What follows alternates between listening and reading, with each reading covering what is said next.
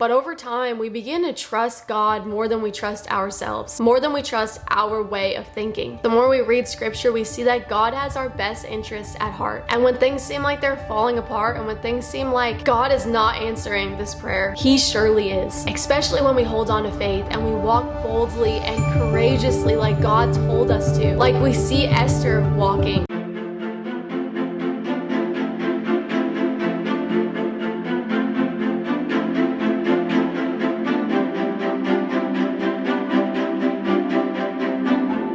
Hello, welcome back to another video. This is our 6th video into our first Bible study with me series. Last week we did Esther chapter 5. Today we're doing Esther chapter 6. So here's a quick little recap of what happened last week. We got to see Esther's courage and bravery as she invites the king and Haman to a banquet that she's throwing in hopes to convince the king not to kill all the Jews. All at the same time, this man Haman hates Jews, and he hates one specific Jew in particular, and his name is Mordecai, who actually used to be Esther's guardian. Haman hates Mordecai so much that he just had a pole set up to impale Mordecai's body on it. Things are getting crazy. Whoever said the Bible was boring. Okay.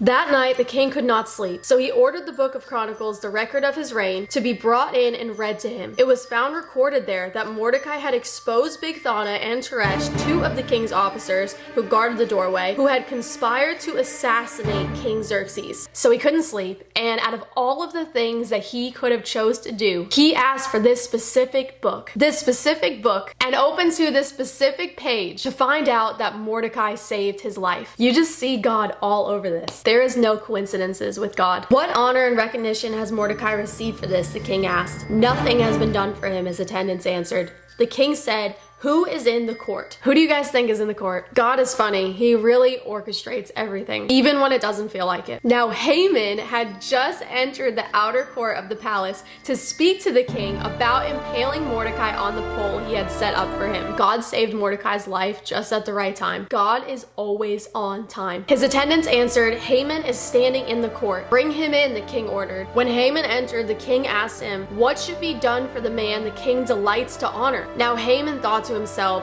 "Who is there that the king would rather honor than me?" God is really dealing with his pride. This is what pride does. You feel like you're on top until you're not. Honestly, walking in pride makes a fool out of ourselves. So he answered the king, "For the man the king delights to honor, have them bring a royal robe the king has worn, and a horse the king has ridden, one with a royal crest placed on its head. Then let the robe and horse be entrusted to one of the king's most noble princes. Let them robe the man the king delights to honor, and lead him on the horse through the city streets, proclaiming before him, 'This is what is done for the man the king delights to honor.'" "Go at once," the king commanded Haman. "Get the robe and the horse, and do just as you have suggested for Mordecai the Jew, who sits at the king's gate.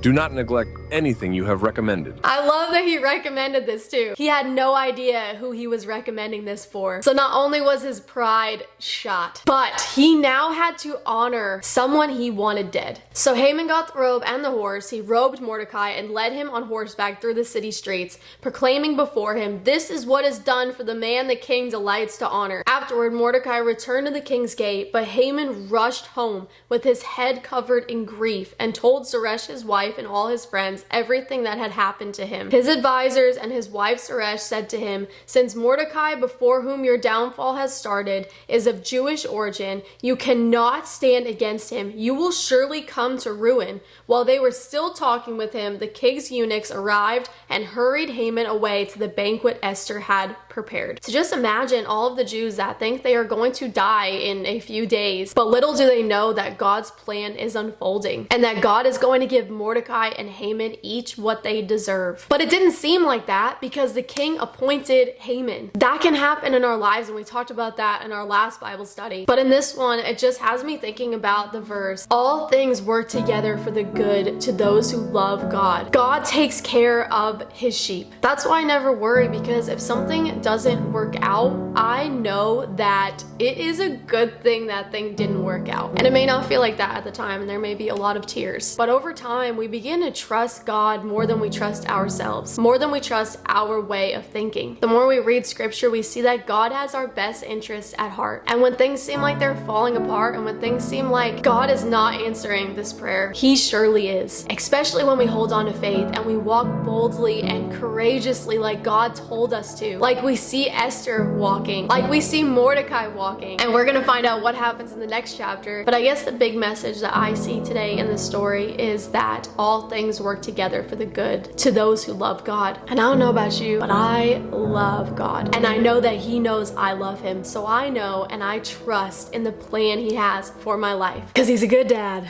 Okay, I love you guys so much. I will see you next Sunday for this Bible study. And I hope you have an awesome Sunday. Goodbye.